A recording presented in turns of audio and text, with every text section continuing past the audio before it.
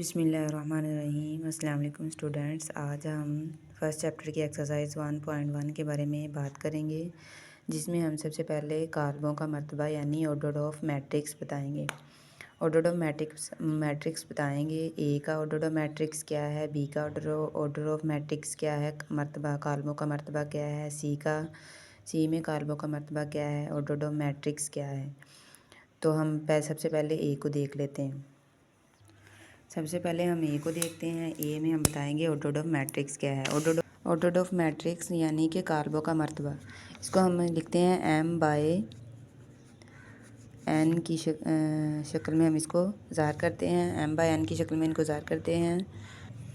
सबसे पहले हम देख लेते हैं ऑर्डर ऑफ मैट्रिक्स में हमारे पास ए जो है, इसका हमने ऑर्डर ऑफ मैट्रिक्स बताना है। एम बाय एन की सूरत में हम ऑर्डर ऑफ मैट्रिक्स को बताते हैं, डिस्प्ले करते हैं। एम जो है वो नंबर ऑफ़ रोज़ को ज़ाहिर करता है, यानी कतारों की तादाद को ज़ाहिर करता है, और एन जो है वो नंबर ऑफ़ कॉलम शो करता है। और इसको हम बताएंगे नंबर ऑफ़ जो रोज़ होती हैं वो हॉरिजॉन्टल में होती हैं, और जो कॉलम होते हैं वो वर्टिकल में होते हैं। जो कतारें होती हैं वो हॉरिजॉन्टल में होती है। ये हमारे पास एक कतार है, ये हमारे पास दूसरी है, और ये हमारे पास एक कॉलम है, ये हमारे पास दूसरा कॉलम है। ये वर्टिकल में होते हैं। तो हम लिख सकते हैं हमारे पास कितनी कतारें हैं, 2। नंबर ऑफ़ रोज़ कितनी है, 2 है, 1 और 2। नंबर ऑफ़ कॉलम कितने हैं, वो भी 2 हैं। तो हम लिख सकते हैं 2/2। नंबर ऑफ़ रोज़ हमारे पास है 1 2। तो एम से हम इसको शो करते हैं, तो हम लिखेंगे 2, और कॉलम भी हमारे पास 2 है, तो इसको लिख लेंगे 2/2। इसी तरह हम बी में देख लेते हैं। बी में भी हमारे पास जो है 2 रोज़ और 2 कॉलम है, तो इसको हम लिख सकते हैं n की सूरत में हम इसको ज़ाहिर करेंगे, तो हम लिखेंगे 2/2। ठीक है। इसी तरह हम इसके सी को देख लेते हैं। इसमें हमारे पास नंबर ऑफ़ रो जो है वो 1 है, नंबर ऑफ़ कॉलम हमारे पास 2 हैं, तो हम लिख सकते हैं नंबर ऑफ़ रो को हम एम से शो करते हैं, एम बाय एन लिखते हैं। तो एम से नंबर ऑफ़ रोज़ को शो करते हैं, तो हमारे पास 1 है नंबर ऑफ़ रो। तो नंबर ऑफ़ कॉलम हमारे पास कितने हैं, नंबर ऑफ़ कॉलम हमारे पास 2 हैं, तो 1/2 हम लिख सकते हैं। इसी तरह हम अब इसके सी पार्ट को देख लेते हैं। इसमें हमारे पास नंबर ऑफ़ रोज़ तो 3 हैं, लेकिन नंबर ऑफ़ कॉलम हमारे पास 1 है, तो हम इसको लिख सकते हैं रोज़ हमारे पास 3 हैं, तो हम रोज़ को लिखेंगे 3/। एम से शो करते हैं रोज़ को, और एन से हम शो करते हैं कॉलम को, तो हम लिख सकते हैं कॉलम हमारे पास 1 है, तो m/1। इसी तरह हम इसके नेक्स्ट पार्ट को देख लेते हैं। नेक्स्ट पार्ट है हमारे पास ई में हमारे पास कितनी रोज़ हैं, 1 2 और 3, और कॉलम हमारे पास कितने हैं, 2। तो हम इसका लिखेंगे 3/2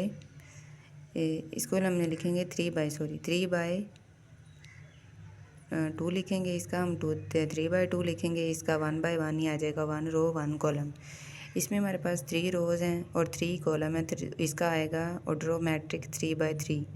और इसमें हमारे पास है 2 रोज़, इसमें हमारे पास हैं 2 रोज़ हैं और 3 कॉलम है, हम इसको लिख सकते हैं 2/3। ठीक है। इसी तरह मालूम कीजिए कि मंदजल में से कौन कौन से कॉलम आपस में मसावी हैं। 9.1 के सेकंड पार्ट में हम ये देखेंगे कि कौन से कॉलम एक दूसरे के पैरेलल हैं। ए बी सी डी, ये हमें जो मैट्रिक्स दिए गए हैं, इनमें हमने कौन बताना है कि कौन से मैट्रिक्स एक दूसरे के पैरेलल हैं। सबसे पहले हम ए को देखते हैं। ए में हमारे पास जो है ए इज़ इक्वल टू 3 है, और आगे हम देखेंगे कि बी में हमारे पास 2 कॉलम है और 1 रो है। जो रो होती है वो हॉरिजॉन्टल में होती है। पीछे भी हमने ये इसकी बात की थी कि रो जो होती है वो हॉरिजॉन्टल होती है, और जो कॉलम होता है वो वर्टिकल में होता है। तो यहाँ पे हमारे पास 2 कॉलम है, और यहाँ पे हमारे पास 1 कॉलम है और 1 ही रो है। इसमें हमारे पास जो है वो सी देख लेते हैं। सी हमारे पास है C इज़ इक्वल टू 5 - 2। 5 में से 2 गए तो हमारे पास 3 बच जाएगा, और इसमें हमारे पास देखो, इसमें भी एक ही कॉलम है, एक ही रो है, और इसमें भी एक ही कॉलम है, एक ही रो है। तो ये क्या हुआ, ए इज इक्वल टू सी, ये दोनों एक दूसरे के पैरेलल हैं। इसी तरह हम देखेंगे next, B is equal to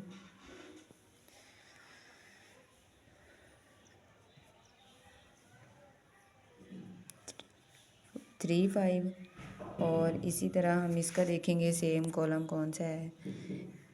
इसमें हमारे पास 3 5 है, और ये दोनों तो हो गए हैं। इसमें हमारे पास है डी हो सकता है इसके इक्वल। डी में भी हमारे पास 2 कॉलम है और 1 रो है, और बी में हमारे पास भी 2 कॉलम है और 1 रो है। डी इज इक्वल टू 5 3, ये दोनों एक दूसरे के सेम है। देखो इसमें भी एक ही रो है और इसमें भी एक ही रो है। इसमें 2 कॉलम है, इसमें भी 2 कॉलम है। तो B is equal to D हम लिख सकते हैं।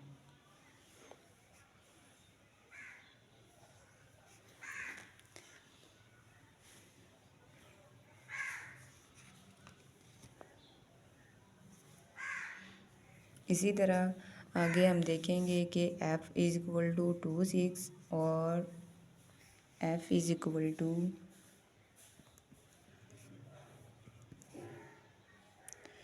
2 6, और g is equal to 3 minus 1 3 plus 3।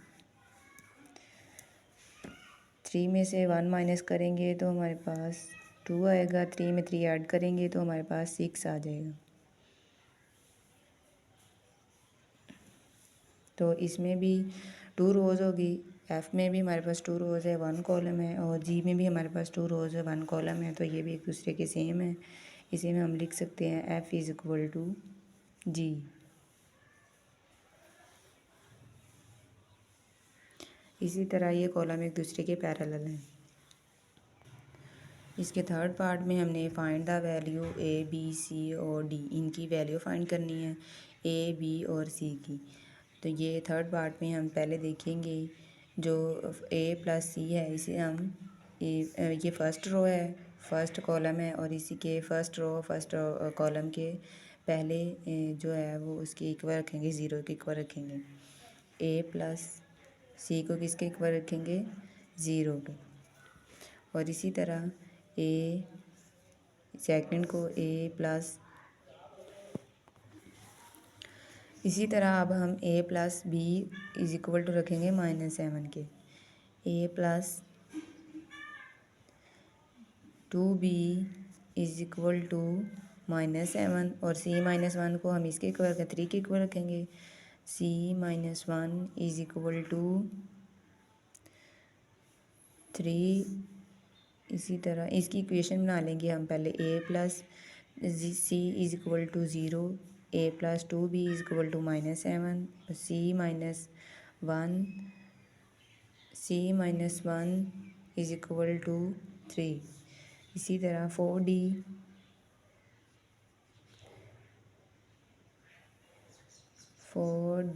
-6 is equal to आ जाएगा 26। 2d सॉरी 2d है इधर, 2d आ जाएगा। 4d -6 is equal to 2d। अब हम इसमें एक इक्वेशन को सॉल्व कर लेंगे। सबसे पहले हम c -1 वाली को इक्वेशन को सॉल्व करेंगे, थर्ड इक्वेशन को। Solve the c -1 is equal to 3। c, और ये इधर -1 हो रहा है, उधर जाके क्या हो जाएगा, +1 हो जाएगा। 3 में ऐड हो जाएगा, इधर माइनस हो रहा है c1, उधर जाके क्या हो जाएगा, ऐड हो जाएगा, +1 हो जाएगा। c इज इक्वल टू हो जाएगा 3 + 1 4 हो जाएगा। ठीक है, c इज इक्वल टू आ गया हमारे पास 4। c की वैल्यू हमारे पास आ गई है, इसे हम इक्वेशन नंबर 1 में ऐड कर लेते हैं। a plus c is equal to 0 है, c की जगह हम 4 ऐड करेंगे, तो a plus 4 is equal to 0। 4 इधर क्या हो रहा है, ऐड हो रहा है, प्लस हो रहा है, तो उधर जाके क्या हो जाएगा, माइनस हो जाएगा -4। ए की वैल्यू क्या आ गई हमारे पास -4।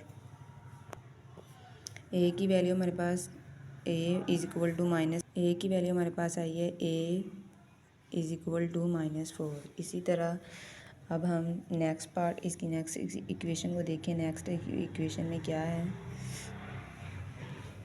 अब हम नेक्स्ट इक्वेशन फर्स्ट इक्वेशन भी सॉल्व हो गई है और थर्ड भी हो गई है। अब हम सेकंड वाली की इक्वेशन को देखेंगे। फर्स्ट इक्वेशन के बाद हम पहले हमने थर्ड इक्वेशन सॉल्व की, सी की वैल्यू आ गई। अब इसके बाद हमने फर्स्ट इक्वेशन सॉल्व की, सी इसमें ऐड कर दिया तो हमारे पास ए की वैल्यू आ गई, ए इज़ इक्वल टू -4। अब हम सेकंड इक्वेशन को सॉल्व करेंगे।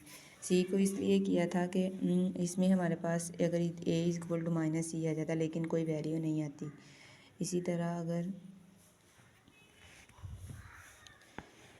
अब हम देखेंगे सेकंड इक्वेशन को। इसमें हमारे पास है a + 2b is equal to, second equation हमारे पास है a + 2b is equal to -7 और इधर हम लिख लेंगे a + 2b is equal to -7। A की वैल्यू ऐड कर लेंगे क्योंकि ए की वैल्यू हमारे पास आ गई है।